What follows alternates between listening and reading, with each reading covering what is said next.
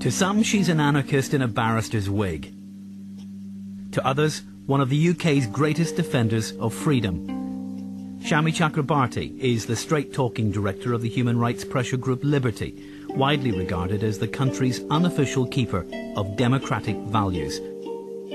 On some of the key security debates of the 9/11 world, identity cards, the DNA database and hate crime legislation, she rarely sees eye to eye with the government.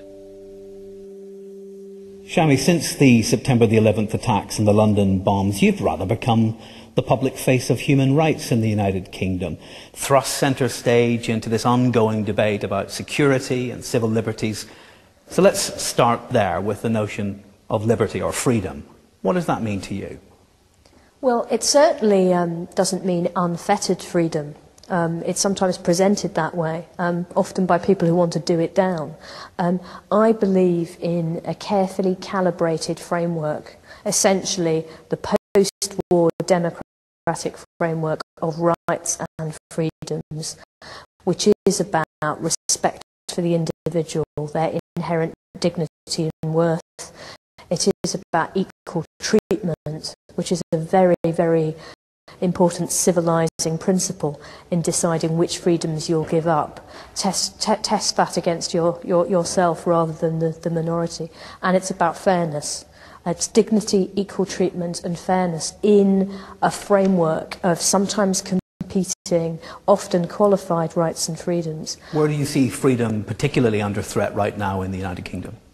I think that it's easy to present this as a story that begins on the 11th of September 2001, but my own feeling is that we've been in a bit of an authoritarian descent for some years even before the 11th of September. Now that was a catalyst, that was an accelerating factor, and it's a cross-party phenomenon, by the way. I think that, for example, Mr. Howard, the first great modern authoritarian populist Home Secretary in this country, has to have his share of the credit for this as well. And what we've seen is, to some extent, a primacy of home affairs solutions over social solutions, education, housing and so on. What we've seen is a politicisation of the Home Department.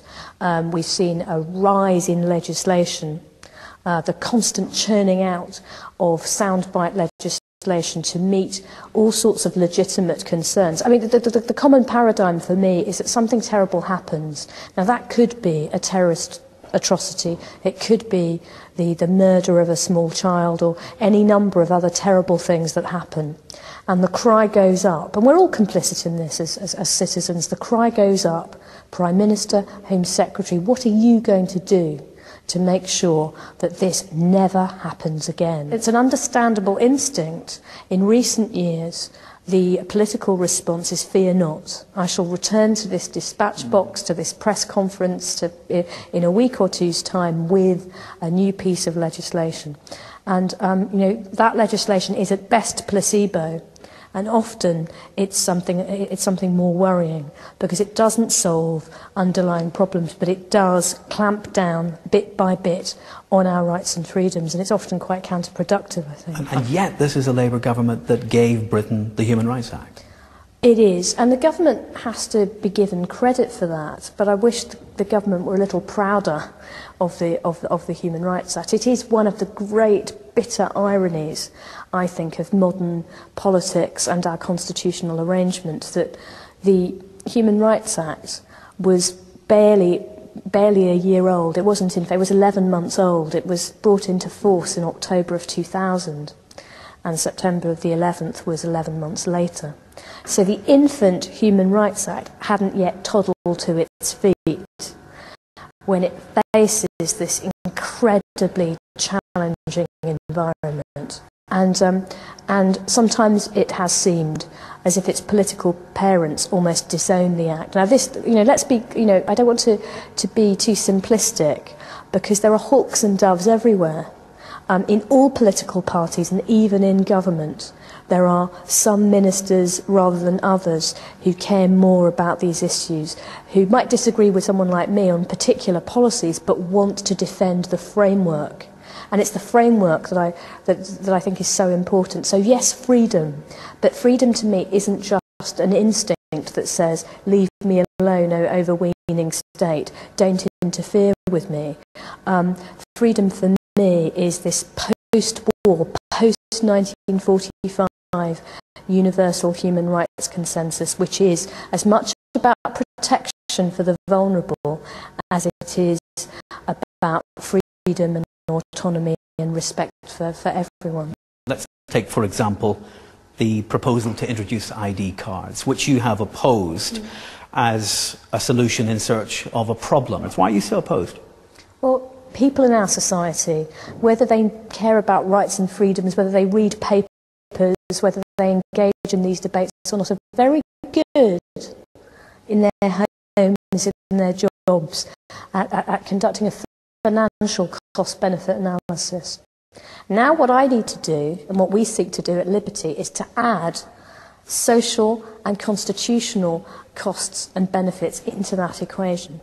So to your X billion pounds, you have to add three heads of concern: the constitutional, the privacy, the specific privacy concern, and my profound concern about race relations.